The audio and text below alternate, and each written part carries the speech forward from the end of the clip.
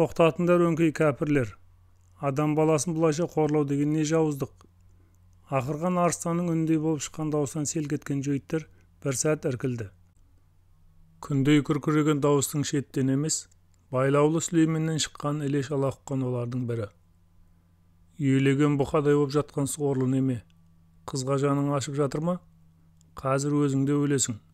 Бақырмай жата тұр деп, мұның ішіне бір тепті. Тепкі тура асқазанның үстінен тиді. Қанша мықты болсаң да ол тұс қатты соққыға төтеп бара алмайтын осал жер емес пе? Сүлейменнің шегі түйіліп, демі тарылды. Ал жөйттер бұған қайта қарамады. Қызды шырқыратып, сыпыраның ана шетімен мына шетіне қуып жүр. Аздан кейін бақырумен қалбалақтап жүгіруден, оған қосылған тән ауыртпалығына шыдас бере алмаған қыз ортаға құлап түсті. Құлап түсті де тістеріне тимей қалшылдап, дір-дір етіп дөңбекши бастады. Жөйттер оның енді тұра алмайтынын білді ме, бірі оған жақын келіп, қаны түк аққан жоқ. Қан жөнді араласпаған ұнның мәнісі тәтті болмайды деді де, қыздың мойнын, күре тамырын екеуін де пышақпен осып жіберді. Ол азда екі тірсекті де қиып тастады. Күре тамырдан атқылаған қан оның үстін қып-қызыл түске бояды. Ішіне тепкі тигеннен әрі мына қыздың аянышты халіне қатты назаланған Сүлеймен екі қолын бар күшмен екі жаққа қарай тартып жібергенде жеп үзіліп кетті. Мықты байлау қиған қолдар әп-сәтте қызынып төмен тартты. Соған қарамай тұра берді де қайта жатты. Енді аяқтарын босатып алайын деп, тізе тұсындағы жіптің байлауын ақырын шешті. Бұл кезде жөйттердің әйелдер қанарласқан ұнды қамыр етіп домалақтап жатқан. Ал еркектері қыздың етін боршалауға кіріскен. Олардың іске жан тәндерімен кіріскенін сондай. Сүлеймен аяғындағы байлауды шешіп тастағанын байқамады. Аяғындағы жіптің ең соңғы орауын сыпырған Сүлеймен ыршып тұрды. Ыршып тұрып қызды қаумалай қоршап, сойып жатқан жөйттерге жетіп барды да, шеттегі біреуінің бүйрек тұсынан бір соқты. Ол артына қарап та үлгермей сыпыраны сүзе құлады. Одан соң екіншісі, үшіншісі, әп-сәтте жеті жөйт өлген қызбен қатар жатты. Сүлейменнің жылдам қимылдағаны сондай, жеті жөйт жер құшқанша, мұның босанып кеткенін ешқайсысы байқамады. Ойбай көтек, мына дәу қазақ босанып кетті ғой деп, баж етті сыпыра үстінде ұнды домалақтап жатқан бір әйел осы кезде. Сүлеймен оны ұстай алды. Қалған жөйттер секіріп шетке ығысты да, пышақтарын жалаңдатып бұған қарсы тұра қалысты. Бәрі мұның қалай босанып кеткеніне таң қалысқандай, аз-маз таң қалысып тұрды. Ішіндегі тезей шиған бірі. Жабылайық деп айқайлады. Сүлеймен олардың жабылғанын күтпеді. Қолындағы әйелді бір зат секілді көтеріп алды да, соларға қарап лақтырып жіберді.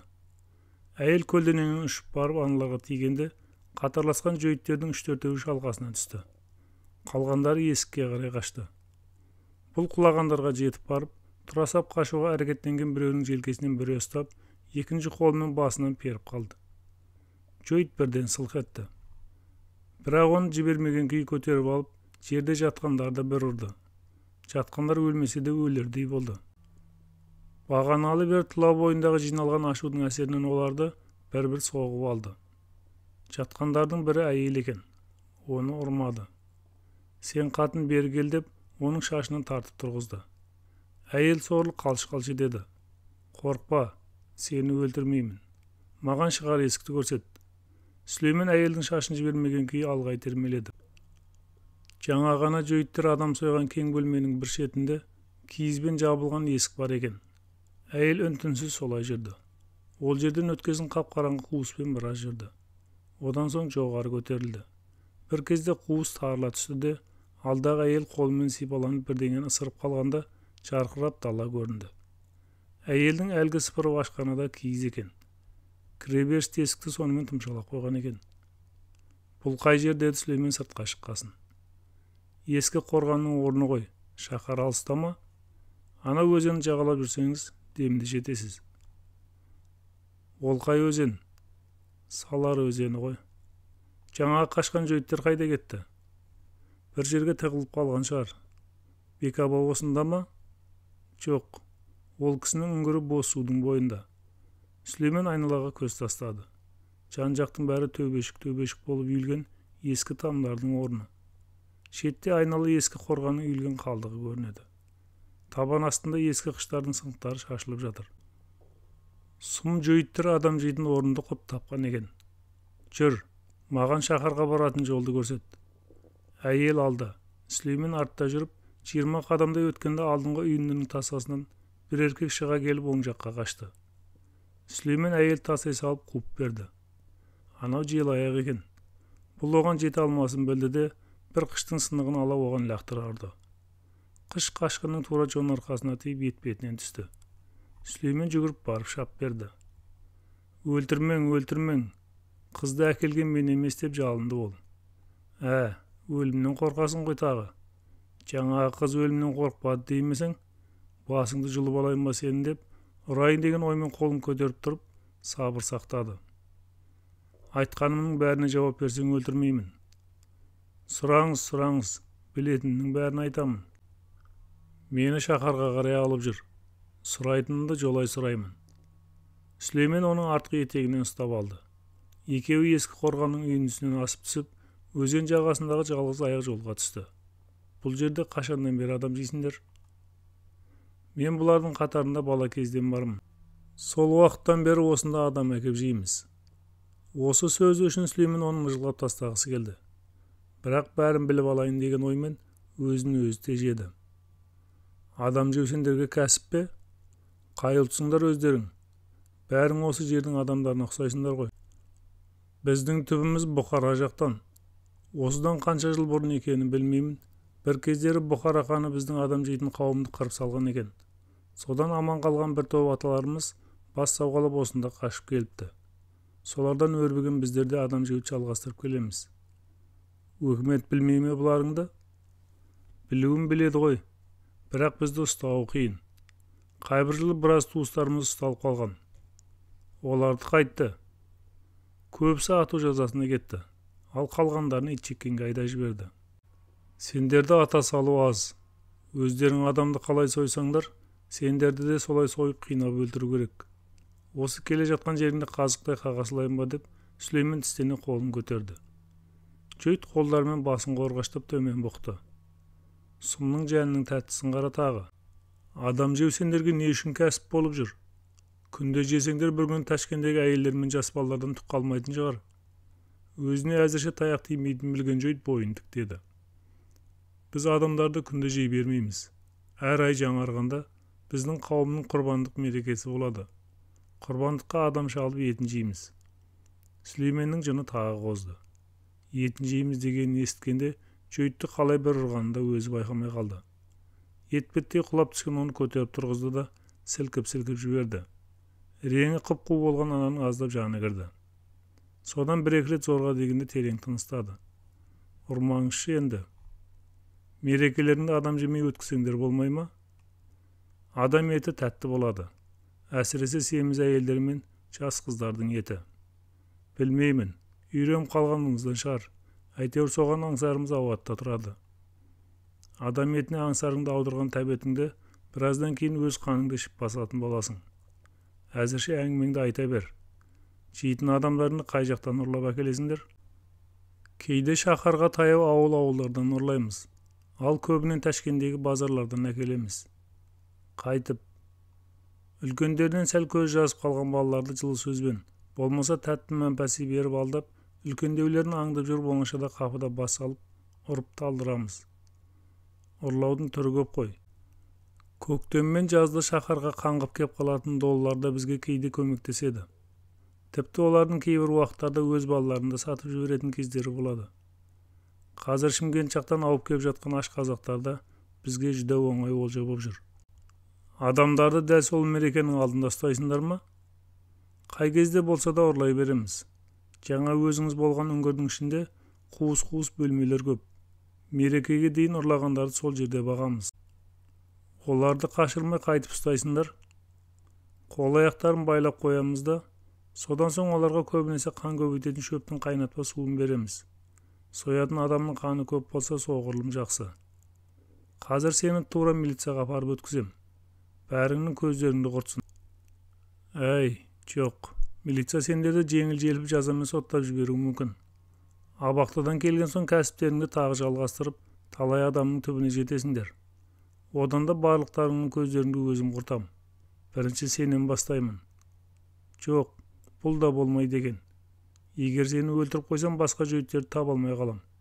Осыдан өлмей тірі қалғың келсе, соларды маған көрсет. Уай, айтпақшы, басты нәрсені ұмытып барады екенмін. Шорадағы керуен сарайда өдмәт маған не ішкізіп есімнен тандырып тастады.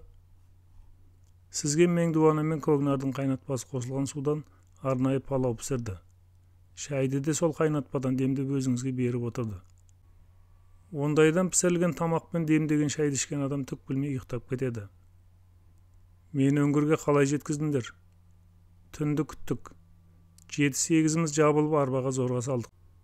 Біз сізді қанша көтеріп, қанша сүйрелеп жатсақ та, тұп-тура бір күн тұяқ серіппей ұйықтадыңыз. Пайымдауымша өдмәт сендердің адамдарың-ау деймін. Ол да адам жей ме? Менімен бірге отырған базардың ұлықтары да жөйт болғаны ма? Өдмәт жөйт емес. Оған сізді ұстап берді бұйырған Бекаба. Ал сізбен бірге отырғандардың да ешқайсысы ұлықтар емес. Сізге сырттай кектеніп жүрген біздің адамдар. Өдмәт Бекабадан қорқа ма? Қорқпай көрсінші. Бір күнде түп тамырмен құртып жіберсін. Өзіңізбен отырғандар Бекабаның ең сенімді адамдары. Бүгін кешірек олар сізді союға келу керек еді. Осыдан біраз жыл бұрын Ташкентте Қараман деген қарақшы қазақ болатын. Оны да бір рет жей жаздағанбыз. Бірақ ол да құтылып кеткен. Ол сіз секілді дәу емес. Әрі күшті болмаса да сұмдық айлакер. Оқ-жылан сияқты шапшаң екен. Шетімізден ұрып қашып кетті. Қараман бұл жайын айтқан жоқ еді. Кейін сендерден кек алды ма? Көбімізді танымай қалды деймін. Сонда да болса 3-4 бауырымыздың көзін құртты. Қалай құртқанын білмеймін. Әйтеуір зым-зия жоқ болып кетті. Сөзіңізге қарасам оны танитынға ұқсайсыз ғой. Онда шаруаң болмасын. Қараман содан кейін неге үңгірлерінің тасталғанын шығармады? Оны басқа жерге ауыстырғанбыз. Қараман құтылып кеткеннен кейін біз ол жаққа бармай қойдық. Біздің тәсіл солай. Егер ішімізден бір адам сытылып кетсе, ол інге қайта бармаймыз. Шаһар төңірегінде өзімізге лайық жерлер көп. Бекаба қай жерде отырады? Алдымен соған ертіп бар. Ой, ол Пайпатшаның отыратын жер мен білмеймін. Керек десеңіз өзін көргенде емеспін. Оған ең жақын серіктері ғана бара алады. Біз секілді майда шүйдені Пайпатша не қылсын? Қанышерді Байпатшада бұлықтайсыңдар ма? Осыдан қолыма түссін. Сен жаңа бүгін кешірек сізді союға бір жөйттер келу керек деп едің ғой. Мені қалай соймақшы едіңдер? Сізді бағана қыз секілді соя алмас едік. Байлаулы күйіңізде оның үстіне қансыратып тастар едік те. Енді шеттеріңнен өздерің қансырайсыңдар. Сенің әңгімеңді тыңдаймын деп шаһарға да келіп қалыппыз. Ойпырмай әкеңнің аузын ұрайындар. Үңгірлерінде қаладан әжептәуір алыс жерден таңдағандарыңды қараңдар. Күн енді кешкірді. Біз екеуміз түн болғанша анау жаман тамның ішіне тығыла тұрамыз. Әйтпесе мені көрген жөйттер үйлеріне қашып кетер. Ал түн болысымен серіктерінің үйлеріне бір-бірлеп ертіп барасың. Түсіндің бе қанқұмар жөйт деп, Сүлеймен оны нұқып қалды. Бағаналы бері иманы ұшып, баршын айтқан жөйт, ләппай деп басын иді. Шаһар шетіндегі жаман тамның ішіне Сүлеймен қашан түн болғанша жөйттің етегінен тас қылып ұстады да отырды. Жөйт сорлыда ләмдеуге шама қайда. Сүлеймен оны анда-санда ермек үшін мырғылап қойса да, ол қорыққаннан түн түсіп, қашан орындарынан тұрғанша мыңқ етпеді. Ал айт, кімнен бастаймыз? Мен білсем енді олардың барлығы сіздің қашып кеткеніңізді естіп, дүрлігіп жатқан болар. Қазір үйлерінде отырмаған шығар дегенім ғой. Ей, мені қашып кетті деп намысыма тиме. Мен еш уақытта қашпаймын деп Сүлеймен оны тағы бір ұрды. Жерге жалп етіп құлаған жөйт тұруға қорыққандай тым-тырыс жатты. Құдды бір қыран тырнағына іліккен түлкідей дыбыссыз. Тұр орнынан. Мұндайда серіктерінің қайда болуы мүмкін? Олар қазірше Бекабаға бармайды. Бекаба сіздің аман екеніңізді естісе, шетінен қырып салады. Таптым. Егер ол жерге ертіп барсам, бір өзіңізге қиын болмай ма? Кегімді қайтармай тыншай алман. Апаратын жеріңе. Жаяу ұзақ жүреміз. Шаһардың арғы шетіне бару керек. Нақты қай жерге? Шағатай қақпас жаққа. Сонда ескі зындан бар. Қиын қыстау көлденең бір жағдайлар болған кезде сонда жиналатынбыз. Сүлеймен ойланып біраз тұрды. шынында бір өзіне қауіпті емес пе? Алайда қасына ерте қояр бәрібір ешкім жоқ. Парманқұлмен абдан келгенше күтейін десе, іштегі қайнаған кек маза бермей тұр. Әрі олардың қашан келері белгісіз. Бірақ қашанда Сүлеймен өзіне сенген. Бұл жолы да солай болды.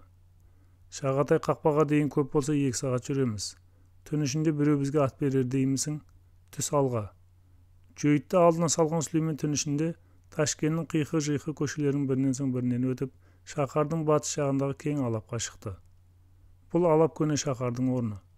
Мұнда да үйінді болып, кішкене төбешікке айналып жатқан ескі тамдардың орны көп. Сол төбешіктердің шетін ала ұзынан ұзақ созылған қорғанның құландысы бар. Құландының орта тұсы ертеректе қақпа болған. Сүлейменнің естуінше, ілкіде Ташкент шаһарының айналасы түгел қорған болыпты. Қорған 12 жерінде қақпа болыпты. Әр қақпаның өз аты, өз билеушісі болады екен. Осы тұстағы қақпа Шағатай қақпасы деп аталған. Қараман менің Қошық деген атам датқа болған кезінде Шағатай қақпаны билеген деп айтып еді.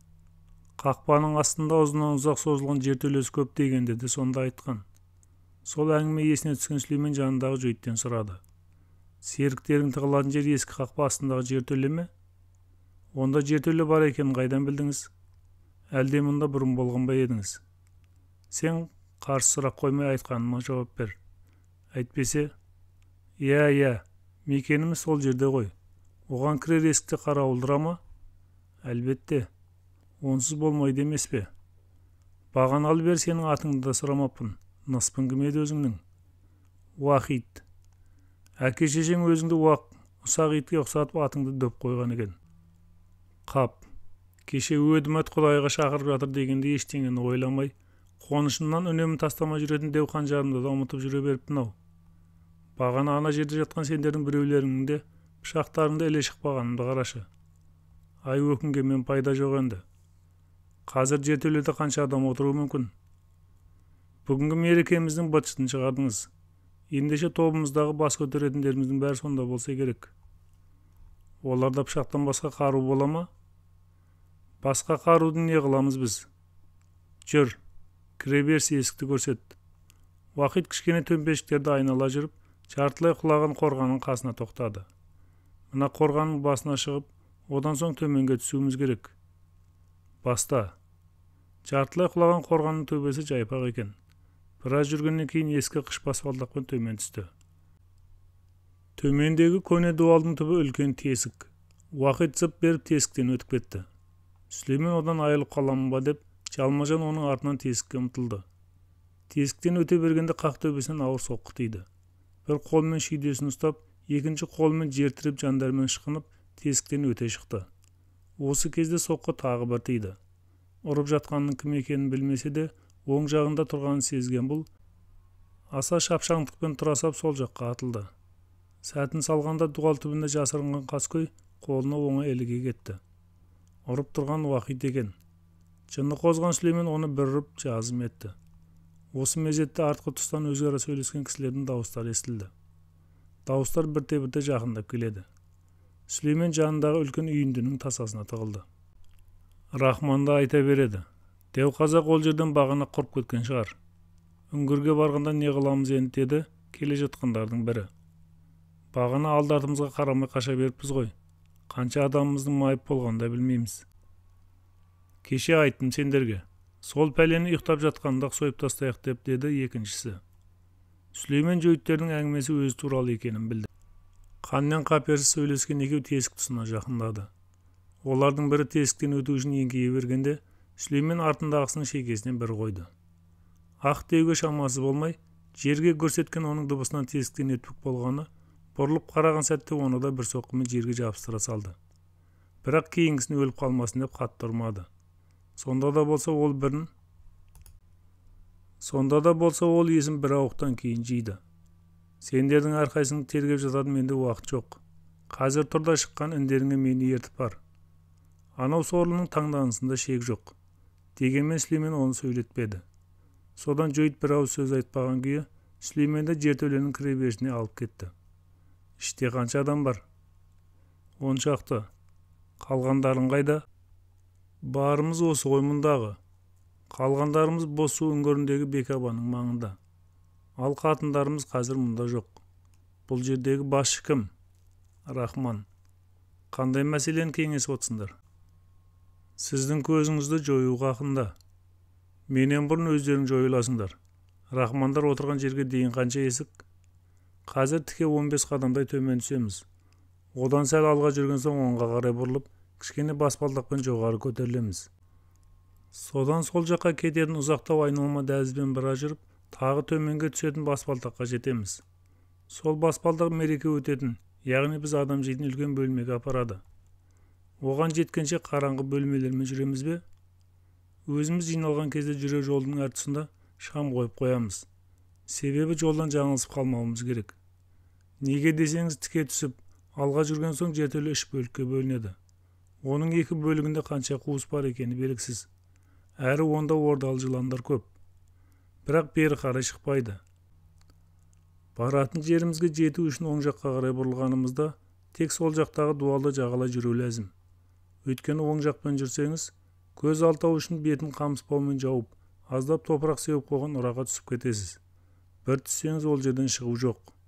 Бізді аңдып келген талай милиция сол жермен жүремін деп қолымызға оп-оңай түскен.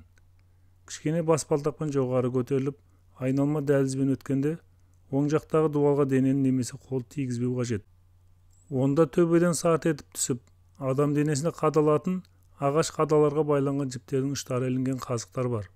Қазықтардың біреуін түртіп кетсеңіз, өмірмен қош айтса беріңіз. Ал ең қиыны мереке өтетін үлкен бөлмеге кіреберістегі есіктен өту. Есік жақтауында 2 тіреуіш тұр. Тіреуішке байқамай тиіп қалсаңыз, жоғарыдағы сол тіреуіштің үстіндегі салмағы 20-22 пұттық кәтті тас құлап, кім болсаңыз да мыжып тастайды. Осының барлығын ойдан құрап айтып отқан жоқсың ба? Өзіміз құрбандыққа шалатын адамдардың талайын сол өткелден өткізіп, көп сынап көргенбіз. Осынша пәлені қалай ойлап тауып жүрсіңдер? Ойлап тапқан біз емес. Олар Қоқан хандығы кезінен бар. Ал жүрейік. Рахман отырған бөлмеге апар. Егер мені алдайтын болсаң, менімен бірге сен де өлесің. Айтқан тілімді алсаң, екеуміз де қайта аман шығамыз. Одан кейін өзіңді қалаған жағыңа жіберемін. Джойд алға түсті. Тура жаңа өзі айтқан жерлермен жүріп, кең бөлменің аузына таяды. Бөлменің ағаш есігі бар екен. Арғы жақтан күбірлеген дауыстар естіледі. Рахмандардан мылтық бар ма? Жоқ, қаруымыз пышақ. Кіреберістегі есік жақтауында 2 шоқпар дуалға сүйеулі тұр. Сүлеймен оның желкесінен ұстады. Есікті ашып ішке кір. Джойд есікті ашқанда ар жақтан жап-жарық кең бөлме көрінді. Бөлменің төрінде 10 шақты адам отыр. Алғашқыда өздерінің адамымен келгенді кім екенін ешқайсысы байқамады. Тек Сүлеймен жарық бөлмеге Джойдтың соңынан енгізердей болып кіріп келгенде, «Әй сен, неге тез оралып қалдың?» деп айқайлай берген біреумен қоса бәрі өре түрегелді де, белдеріндегі қанжарларын суырып алға қатарласа қалысты. Сүлеймен жанындағыны итеріп жіберіп, есік жақтауында сүйеулі тұрған 2 сойылды қолдарына алды. «Мені өлтіруді жоспарлап отыр ма едіңдер? Міне өзім келдім. Қане қайсың шығасыңдар жекпе-жекке?» Онсыз да үрейленген Джойдтер Сүлеймен 2 сойылды қолдарына алғанда, кейін шегініп төргі дуалға жабысты. «Ей, Джойдтер!» деп ақырды Сүлеймен тағы. «Мен сендердің біріңді де өз қолыммен өлтірмеймін. Сендер біріңді бірің өздерің өлтіресіңдер. Рахман деген қайсың? Рахманға пышақ ұрып өлтірген адамды мен аман қалдырамын. Кәне қайсың барасың сондай батырлыққа?» Джойдтерде үн жоқ, қозғалмады да. Сүлеймен сол қолындағы сойылды тастай сап, жанында тұрған Джойдты есік жақтауына итеріп кеп жіберді. Ол тіреуішке сарт дейді. Құдай салмасын, дәл осы кезде төбеден жалпақ деу тас жерге құлап түсті. Ана Джойд тас астында мыжылды да қалды. Сүлеймен екінші қолындағы сойылды қоя салып, әлгі тастың екі шетінен ұстады да, әуіптеп көтеріп Джойдтерге қарай лақтырды. Салмағы 200 келіден асатын дәу тас онша алысқа ұзамаса да, 7-8 қадамдай жерге ұшып барды. «Болыңдар тез, айтқанымды істеңдер». Мынадай салмақты тасты көтеріп лақтырып жіберген Сүлейменнен зәрелері одан бетер ұшқан Джойдтер бір-біріне алақтай қарап, отыра кетісті. Олардың бұл қылықтарына ызасы үдеген Сүлеймен сойылдарды қолдарына ала салып, Джойдтерге ақыра ұмтылды. Ақырып келе жатқан одан аман қалудың амалы осы деді ме, Шетте отырған бір жойыт жанындағысын қарына пышақты сұғып алды. Анау да жанкешті екен, пышағымен қарсыласының күре тамырын осып жіберді. Қан көрсе арқалар қозып кететін жойыттер емес пе? Жоқ әлде қайсысы болса да аман қалуды ойлады ма? Әйтеуір содан кейін адам жегіштер бірін-бірі пышақтауды бастап кеп берді. Бірі ақырып, бірі өкіріп оншақты адам қан майданға түсті де кетті. Жойыттердің бір-бірімен пышақтасып қырылса кеткендеріне риза болған Сүлеймен: осылай ұрыңдар бір-біріңді. Ой, сен қопалдау екенсің ғой. Пышағыңды қаттырақ серме, әйтпесе өзің өліп қаласың деп шаттана айқайлады. Шаттанғаны сондай бағаналы бері ішіне толған ыза-кек лезде тарап, құдды бір ауыл балаларын төбелесіп, рахат алатын ересек бозбаладай риясыз күлкіге батты. Бұл күлкіге батып тұрғанда өз серіктерімен жекпе-жек пышақтасқан 5 жойыт шейіт болды. Қалған 5-еуі де сау емес. Әр жерлерінен қан тамып, енді не істейміз дегенде қанған пышақтарын жалаңдатып Сүлейменге қарап тұр. Сүлеймен күлкісін саптайды. Жарайсыңдар, бұл жолы 5-еуің ер шықтыңдар. Шартым бойынша осы жерден біреуің ақ менімен бірге аман шығуларың керек. Айтпақшы жаңа сұрап едім, жауап бермедіңдер. Рахман қайсың? Ол әлі тірі ме? Мынау, деді шеттегі жойыт жанындағы ұзын бойлыны көрсетіп. Өлтір. Ана бір сәт кідірмеді. Ұзын бойлының бүйрек тұсына пышақ сұқты да ар жағында тұрғанға ұмтылды. Лезде оны да сойып тастады. Құлаған жойыт қазірше өзіне еш қауіп қылмайды деп ойлады ма, үшінші тұрған жанындағысына бас салды. Екеуі алыса кетті. Бірін-бірі ала алмай тіресе біраз алысып тұрды. Осы кезде әлгі сілейіп түскен жойыт тұра келді де, бір-бірінің қолдарынан ұстап, тіресе алысқан аналарға жетіп барып, екеуін де пышақтап тастады. Өзара жұлысып әлек болған екі сорлы жерге өкіре құлады. Ал ана олардың үндерін өшкенше пышақтай берді. Тек олар жансыз қалғанда Сүлейменге қарады. Енді мені тірі қалдыратын шығарсыз. Тірі қалдырам. Тек мені қазір Бекабаға ертіп барсаң болды. Ой көке, оның отырған жеріне біздің топтан Рахманнан басқа ешкімді кіргізбейді. Тіпті ол маңға мен жолағанда емеспін. Шын айтасың ба? Ой лақи шыным. Мейлі, жоламасаң жоламаған шығарсың. Бірақ ол жерді сырттай білесің ғой. Сырттай емес, үңгіріне апаратын жолды да білемін. Тек үңгірге кірген емеспін. Бекабаны көргенсің бе? Көрген емеспін. Әйтеуір деу дейді ғой. Бізге Рахман Бекаба өйттеді, Бекаба бүйттеді деп, ол айтқан небір бұйрықтарды алып келеді. Біз оны орындауға мәжбүрміз. Сендердің бәрің оны көрмесеңдер, ол отырған жерге кірмесеңдер, сонда оның сыртпен байланысын кім жүргізеді? Кімдер күзетеді оны? Кімдер күзететінді, Рахманнан басқа оған кімдер кіріп шығатынды біз білмейміз. Қалай ойлайсың? Өдімәттің онымен қатынасы бар ма? Ол жағында білмедім көке. Өдімәттің үйінде білмейсің бе? Оны да білмедім. Сен сонда не білесің? Адам жеуден басқаны білмейтін болғаның ба? Жүр, далаға шығайық. Жойыт қуанып қолының қандарын дуалдағы ілгішке ілінген орамалға сүрте сап, Сүлейменге жақындады. Пышағын тастамай бел бауына қыстырды. Таста пышағыңды. Сасқан жойыт пышағын лақтырды. Алға түс. Кең бөлмеден шығып айналма дәлізбен жүргенде Сүлейменге бағанағы жойыттың айтқандарын тексеріп көрейінші деген ой келді. Сен оң жақтағы дуалды жағалай жүр деді жойытке. Ойбай көке, ол жақпен жүруге болмайды. Төбедегі қадалма ағаштарға жалғасып тұрған жіптердің қазығына тиіп кетуі мүмкін. Сондай қазықтардың мен бірінде көрмей келемін. Қайда олар? Қазір көрсетем. Жойыт дуалға ілінген шамды алып, жарықты ол жаққа түсірді. Міне көрдіңіз бе? Бір қазық, екі қазық, үш қазық. Бұл жерде қара көлеңке болған соң, қазықтар көзге онша көрінбейді. Сүлеймен дуалдың ең пәсіне қағылған жуандау ағаш қазықтарды енді көрді. Оларға байланған жіптер де дуалға жабысып тұр. Осы қазықтарға байланған жіптердің ұштары жоғарыдағы қадалма ағаштарға қалай жалғасатыны белгісіз. Оны Рахманнан басқа ешкім білмейді. Бірде бір әйелді осы жақпен әдейі жүргізіп, төбедегі қадалма ағаштардың қалай жұмыс істейтінін көргенбіз. Сонда Рахман бізге көрсетпей, қадалма ағаштарды қайта орнына қойып, жібін қазыққа жалғаған. Не құдіреті бар екенін білмеймін. Мынау қазықтарға сәл тисеңіз болды, төбеден істік ағаштар сарт етеді. Тиіп көрсең бері қашып үлгересің бе? Жоқ. Екеуміз де өлеміз. Себебі қадалма ағаштар осы дәліздің екі шетін тұтастай ала құлайды. Айналма дәліз біткен кезде Джойд оң жақтағы дуал түбіндегі қазықтардың бірін түртіп қалды да бері қарай секіріп кетті. Қанша жылдам секірсе де сорлы зорға үлгерді. Өйткені қалай қазықты түртті, солай төбеден көлденең қатарласа бекітілген екі ұштары істік, білектей темір торға ұқсас қадалма ағаштар сарт етіп, әткеншекше ары-бері теңселіп тұрды. Егер бұл біреуге қадалса, оның тірі қалмасы анық. Ойпырмай нәлетілер, қалай ойлап тапқан деді Сүлеймен таңғалып. Мұның сырын Рахман қалай біліп жүр? Әкесі үйреткен, әкесіне атасы айтқан екен. Білуімше Рахманның арғы аталары Қоқан ханы кезінде осы қорғанда қызмет еткен көрінеді. Қоқандықтар қолға түскен жауларын жаңа біз шыққан бөлмеге қамайды екен. Солар қашып кетпесін деп, олар осындай пәлені ойлап тапқанда.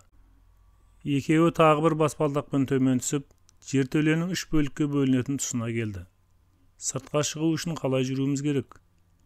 Бұл тұста ішке кіргенде тек сол жақпен, ал сыртқа шыққанда тек оң жақпен жүру керек. Сол жақта терең ұра бар.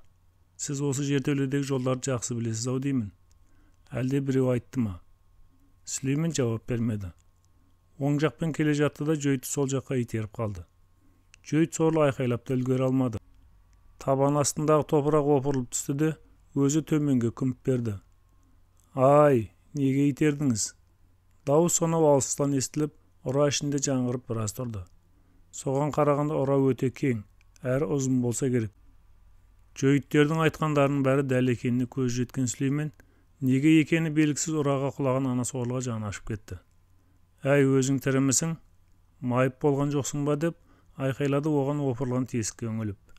Джойд қолындағы шаммен бірге құлап еді. Сол шам 10 шақты метрдей тереңдікте жалтырап жатыр. Тірімін. Тек мені шығарып алыңызшы. Әйтпесе өзім шыға алмаймын. Біреудің көмегінсіз бұл жерден ешкім шыға алмаған. Қазір күте тұр. Сүлеймен жаңа баспалдақ тұсында дуалға ілінген арқанды байқап еді. Не қылған арқан екеніне де жұмысы болған жоқты. Тағы да ештеңе ойламай соны алып келді. Мына арқанның ұшын беліңе байла. Өзім тартып аламын. Сөйтіп оны тартып сыртқа шығарды. Бір жерің сынған жоқ па? Жоқ. Ұра табанына қамыс төселген екен. Қосарланып далаға шықты. Қорғаннан асып шаһарға жеткен соң, көрдің бе деді Сүлеймен. Мен сөзімде тұрдым. Сен серіктеріңнің ішіндегі ең мықтысы болып, қарсыластарыңды жеңген соң өзіңді тірі қалдырдым. Енді қалған жөйттеріңе сәлем айт. Әйтпесе анау Бекабаңа. Бір күні оныңды көзін құртам. Жалпы бәріңді. Адам жегіштердің бәрін құртпайынша тынши алман. Серіктеріңе осылай дегейсің. Кет енді. Аман кеткеніне шынымен сенген Джойд, мақұл айтам. Бірақ бұдан кейін өзімде адам жемеймін деді де, қараңғы көшелердің біріне түсіп қарасын батырды. Ендігі кекті өдім аттан алмақ боп бекінген Сүлеймен, ертесіне әдеттегіден ерте тұрып Шора базарға келді. Күн сенбі болатын. Бүгін және ертең мұнда базар әбден қызады. Жолай Сарттың бір жүн артқан арбасына мініп базарға жетті. Базардың кіре берісінде Парманқұл жолықты. Қашан келіп қалдың? Парқат қайда? Кеше кешкісін келдік. Саған барайық деп едік, сені үйде бола ма болмай ма деп ойладық. Парқат ағасының үйіне кеткен. Өзіңді бүгін осы жерден кездестіретін шығармыз деп едім. Құдай оңдап оңай жолықтың. Біз кеткелі жалғызсырап, ішің пысқан жоқ па? Қайдағы іш пысқан? Бір ажалдан қалдым. Не дейді? Тағы да біреулер тиісті ме? Сүлеймен болған оқиғаның бәрін айтты. Үнсіз тыңдаған Парманқұл Сүлейменнің әңгімесіндегі оқиғалардың ішінде өз жүргендей боп, біресе тістеніп, біресе жұдырықтарын түйе күшеніп, қатты дегбірсізденді. Әңгіменің аяғына дейін әзер шыдады. Жүр, өдімәт жаманның басын кесіп алайық. Өзімде соны діттеп келгем. Бірақ бүгін базарда милиция көп. Бәлкім алдымен Мәмәжанға хабар берерміз. Ұсталып бара жатсақ көрерміз. Екеуі базар ортасын кесіп, керуен сарайдағы шайханаға жеткенше біраз уақыт өтті. Өйтпегенде қайтсын. Базардағы күллі жұрт екеуіне иіліп сәлем беріп, бір ауыз қал жағдайын сұрауға ынтығып, жолдарын бөгей берді.